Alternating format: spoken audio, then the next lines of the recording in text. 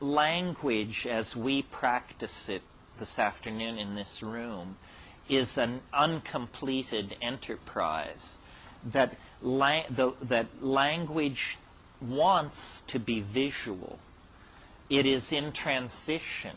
Remember, it's from the silence of prehistory to the visual language beyond the eschaton, and the overlapping of silence and visual language gives you audio language. The more perfect logos would be beheld. This is what Philo-Judaeus taught. And considering that many of these psychedelic compounds involved in the language phenomena, like DMT and harmine and harmaline, these all occur as part of human metabolism, ordinarily.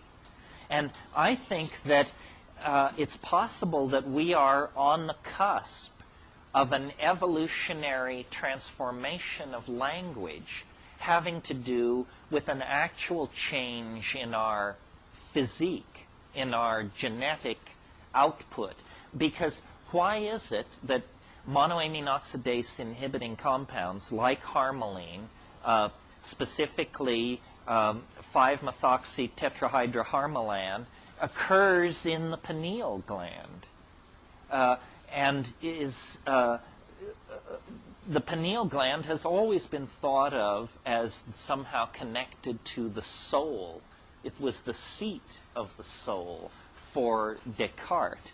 And I think that maybe what history is the rather muddled situation that occurs in an animal species while it perfects a true language.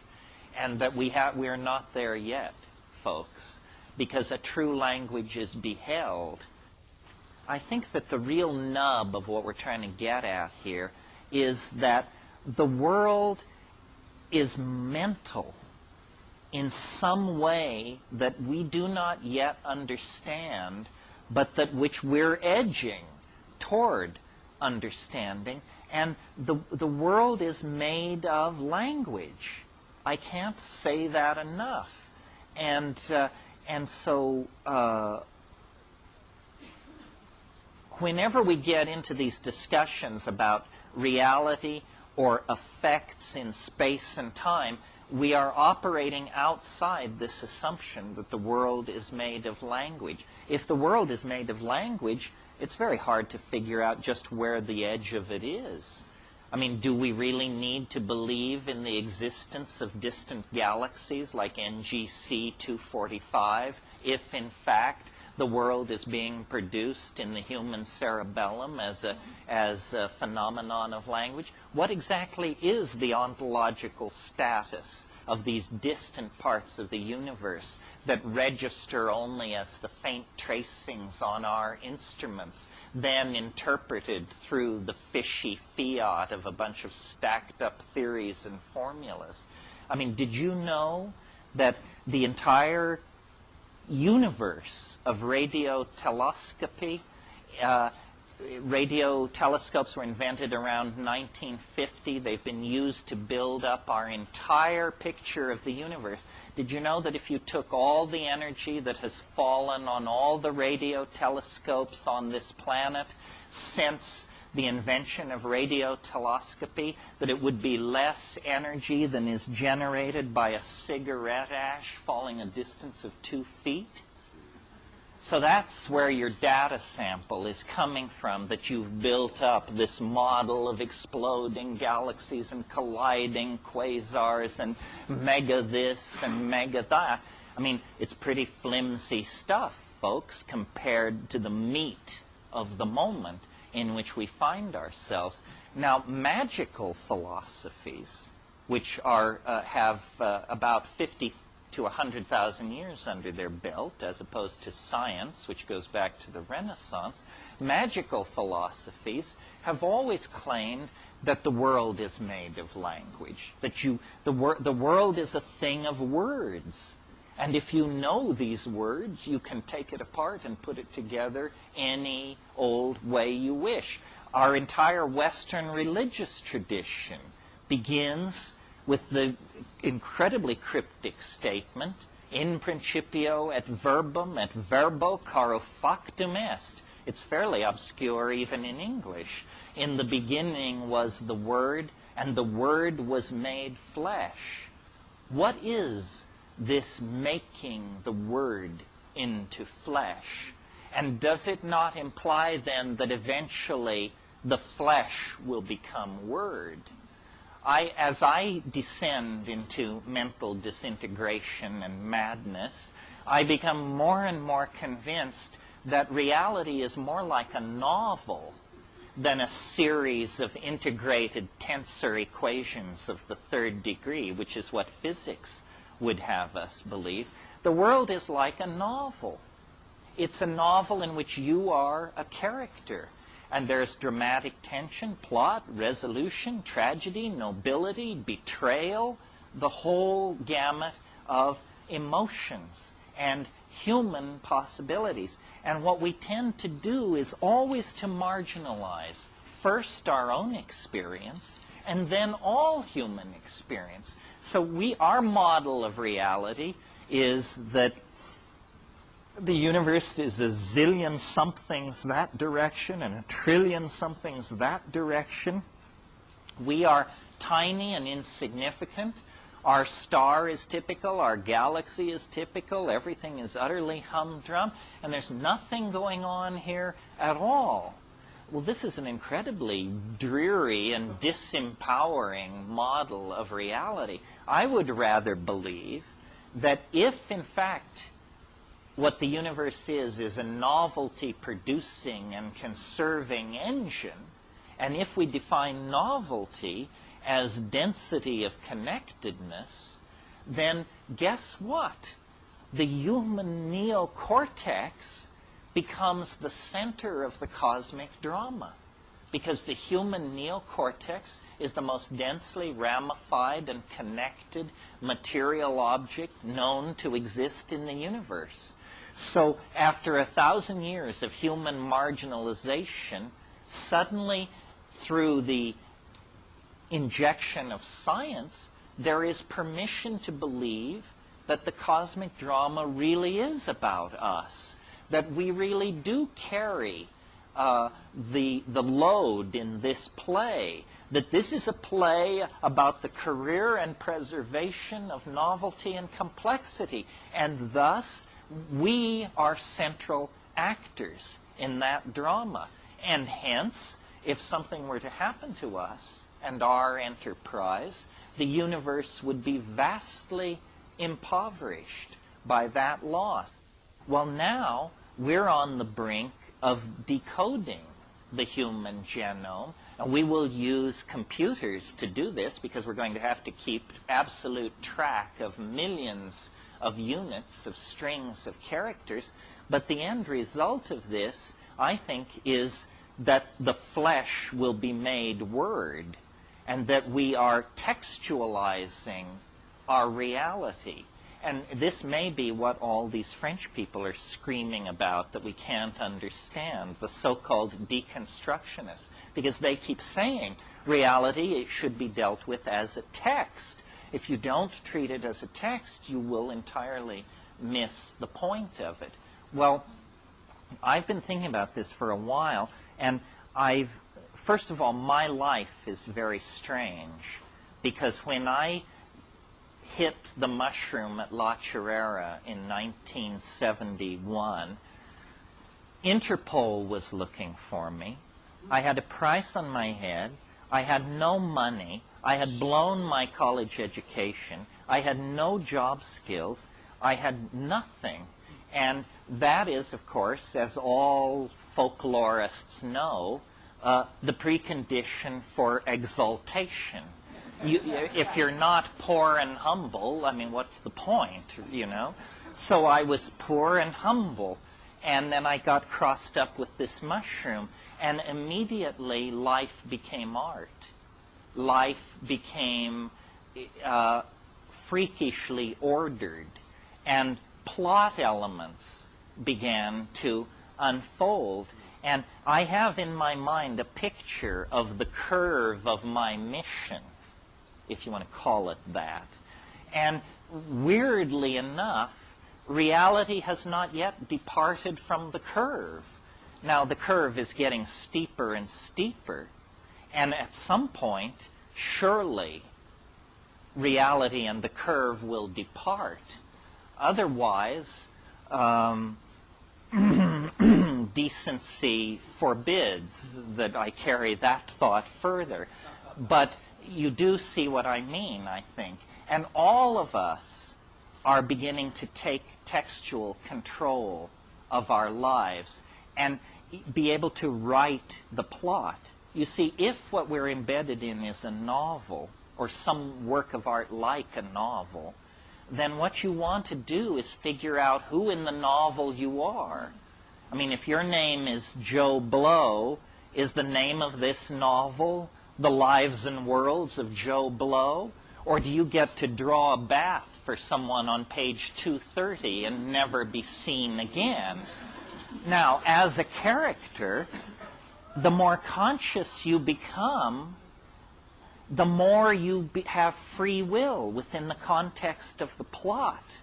I never understood this, and I'm not sure most people understand it. Like I grew up in Berkeley in the I was in Berkeley from 65 to 70, the golden age. I was so unconvinced of my own uniqueness that I never understood that the great drama that was unfolding around me, all I had to do was join, and I never joined. I thought it was spectator sport. I mean, I marched in the marches, I took acid, I got laid, I did all of those things. But what I mean by I didn't join is I didn't realize that the Grateful Dead were a bus ride away and that I could probably walk into that scene and make a place for myself. Or the Doors, or the Stones, or the Beatles. You pick it. In other words, I defined myself as a spectator rather than an actor. And we are all doing that far too much. You can get a lot rowdier than you are. You can make a lot more waves. There's been too much politesse and too much parlor etiquette exercised recently by the counterculture.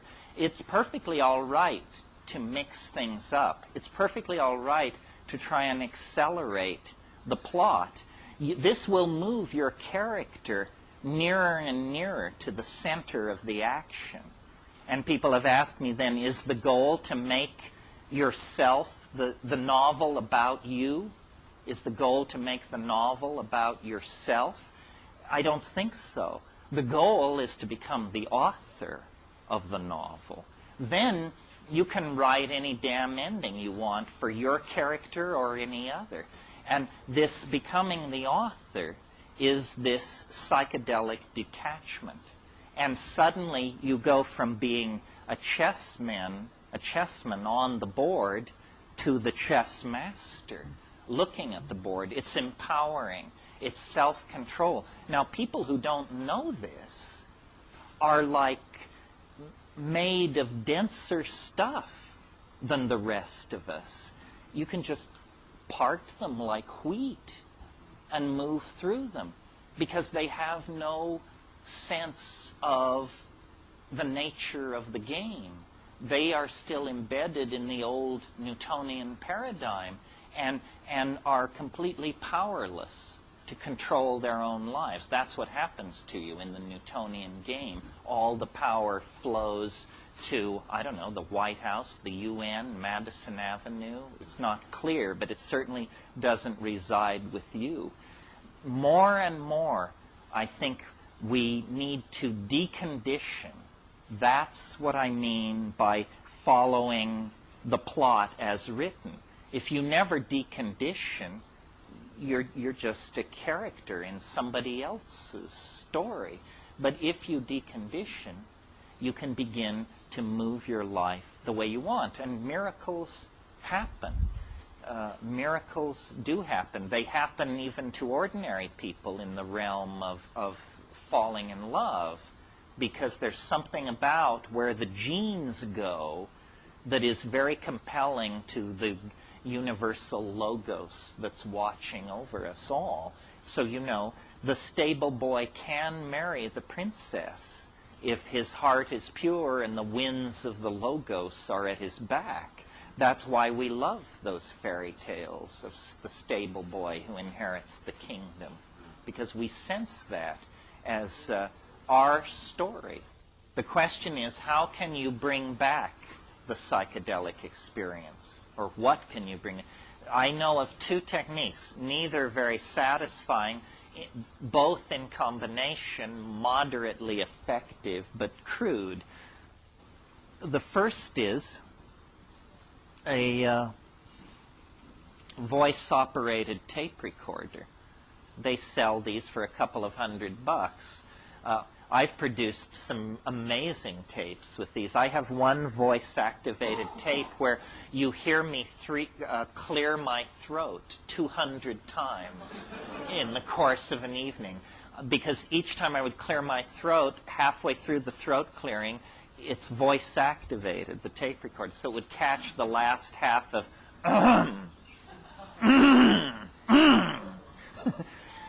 however, if you have presence of mind sufficient to speak English, this would be a more informative record of your experience.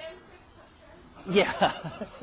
And then the other technique, which is less technically dependent, is if you have an insight at a certain level of the experience, you have to repeat it to yourself at another level of the experience, and then another level. And by this incremental bucketing method, you can carry almost any insight out into the realm of the world. These insights often don't stand up to scrutiny. I had a really interesting experience just a week ago. I'm sure you've all had most of this experience, but I finally had it all. It's the experience of having a dream, a very, very complicated dream, the subject of which is the universal secret, which, if told, would transform everything. It's the "I've got it" phenomenon, and usually what happens is you wake up and it's gone just before you get consciousness to get... And you say, my God, I understood everything. I had it down to a single statement. If I could articulate it, the world would never be the same. Well, this happened to me about a week ago, but by some miracle, I actually was able to hang on to the statement into consciousness. And I woke up and yelled this thing. My son was appalled. I mean, it was 6:30 in the morning, and I was able to get it out. I hope you're ready. I sat straight up in bed and said, "A song is a song." Profound stuff. I mean, maybe it is profound stuff. The profound stuff usually has that an X is an X construct, because essentially what it's telling you is silence would have been an acceptable substitute for this statement. Well, let me say one more thing here, just sort of to wind this up.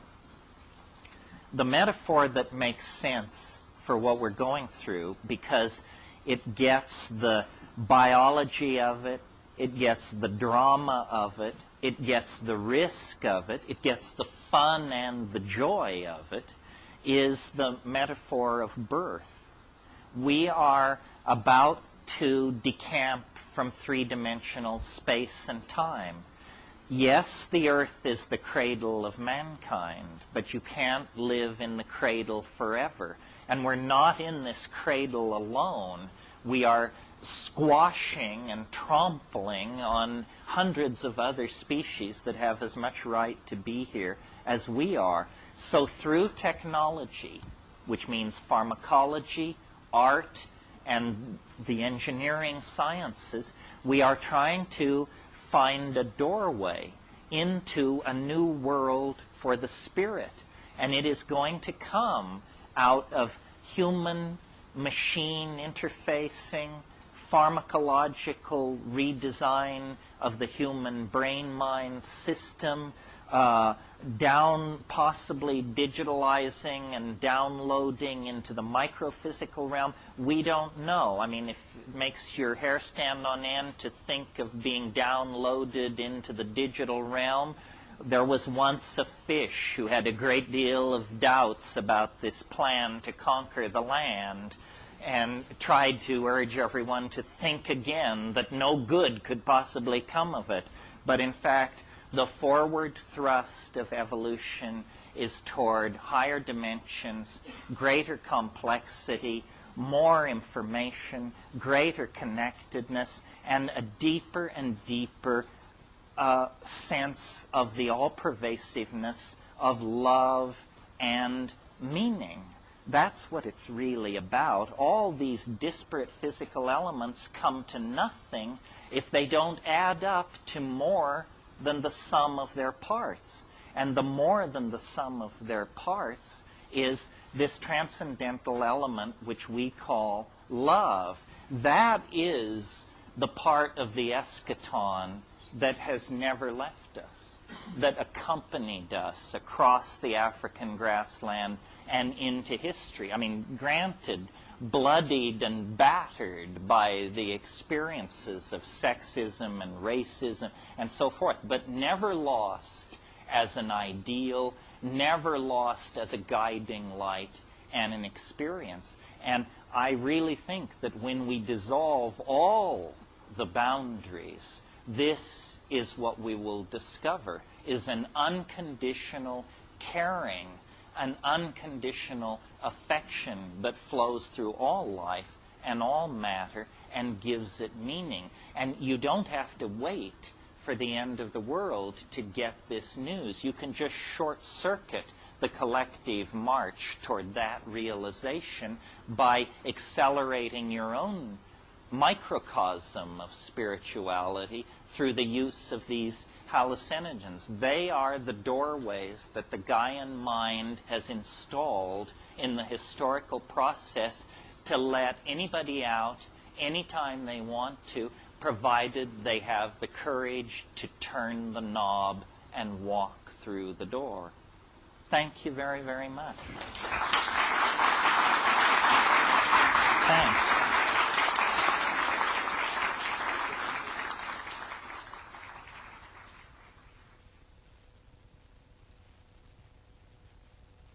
I don't like the part of what I do that is a cult of personality. I don't like it that a white guy sits at the front of the room and pontificates. And I don't know if you've figured out this shuffle, but I have, and I know that I don't know anything more than you know, really. And that it's just a funny circumstance of fate that you sit and listen and I speak, because there are no experts, and there is only, the integrity of doing and having done. And really, if you get the message, you will be able to transcend the need for any more of this, because it's really a message of self-trust and self-empowerment. And then what I'm also trying to create is a community of shared associations about these weird states, so that we don't have to all privately think we're losing our marbles. Let those who talk to the elves find each other and band together. I am not I am basically a scientist without portfolio, because no academic institution would ever trust me with a portfolio. But I move in the domain of the gurus, the channelers, the pontificators, and those with secret revealed knowledge from Atlantis and Lemuria. But I have contempt for all of that, whether it's true or not, because they got there the wrong way. You have to come through the rules of evidence and reason. Reason is not science. Don't confuse them. I'm very much a critic of science and the scientific method, but I don't think reason can be tossed out with that bathwater. What is being proposed here is that we're on the brink of the discovery of another world, a world as potentially transforming of our world as the discovery of the Western Hemisphere transformed European civilization in the 1500s. But the world that we're about to discover is inside the mind. It's mental real estate. We who have made consciousness our game by building cities, elaborating literatures, tossing up religions, and setting armies marching, we who have made consciousness our game have barely scratched the surface of human consciousness. And it's not like we haven't had a crack at it. I mean, these yogins have been over there digging away for millennia. Egyptian religion, Kabbalism, alchemy, Western traditions of mysticism. And I am a connoisseur of all that, don't get me wrong, but what astonishes me is how embryonic it all is. We are not the tired inheritors of an ancient and sophisticated civilization in its twilight, which is what they're all telling us. We are the know-nothing, fresh scrub babes who are the new kids on the block who haven't got a clue as to what the human enterprise could really be about. And we are coming now through a very narrow historical neck where the accumulated stupidity of the last 5,000 years, the dues now have to be paid. It ain't fair. We didn't do it. You know, we didn't bring the slaves from Africa. We didn't invent oligarchy. We didn't do all these things. Nobody's interested in our whining about how we didn't do it. It's in your face. And it's clearly a crisis of two things, of consciousness and of conditioning. These are the two things that the psychedelics attack. We have the technological power, the engineering skills to save our planet, to cure disease, to feed the hungry, to end war. But we lack the intellectual vision, the ability to change our minds. We must decondition ourselves from 10,000 years of bad behavior. And it's not easy. I mean, imagine, I don't know how many of you have ever confronted the fact that you were addicted to something. And some addictions are really serious. If you've ever been addicted to tobacco or heroin, I'm sure you know what I mean. Well, then imagine a global population addicted to a drug, the use of which is killing us, but we can't, there's no doctor saying you should. There's no rehab clinic to go to when you're a species. We are on an absolutely destructive bender that will end with the death of the earth, the impoverishment of its animal and plant population, and the collapse of our civilization into scarcity unless we can somehow restructure our psychology and get hold of ourselves. And psychedelics are the only thing I've ever seen work on an individual level to do that. You know, in the early 60s, they were curing 75% of chronic alcoholism cases that they treated with LSD. They were curing with one dose of LSD, one 500 microgram dose. Well, now, obviously, LSD is not a magic bullet for alcoholism. That's a preposterous idea. It's simply that you take LSD, and if you're a chronic alcoholic, you review your life, and you notice that you're killing yourself. And then you say, my God, I am killing myself. If I don't stop what I'm doing, I will be dead. That's the strongest motivation to character rehabilitation there is. And that's what we have to carry into the domain of public debate. I can't believe how constipated American institutions are. I mean, here we are under the aegis of a great crusading reformer from Arkansas. A new order in human affairs has dawned, but they suggest closing an air base out at Sacramento, and there are editorials as to whether we can survive the shock of this massive change. Well, I've got news for you. You better do your change-related calisthenics if that was heavy lifting, because what you've got coming at you is something very, very different. We are now in a position to actually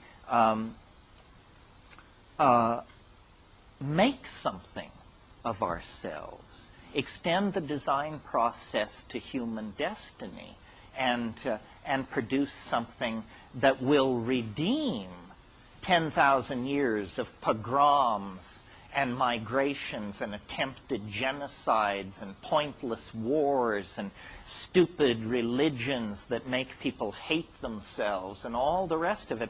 If we're going to redeem that legacy, then we have to do something quite spectacular.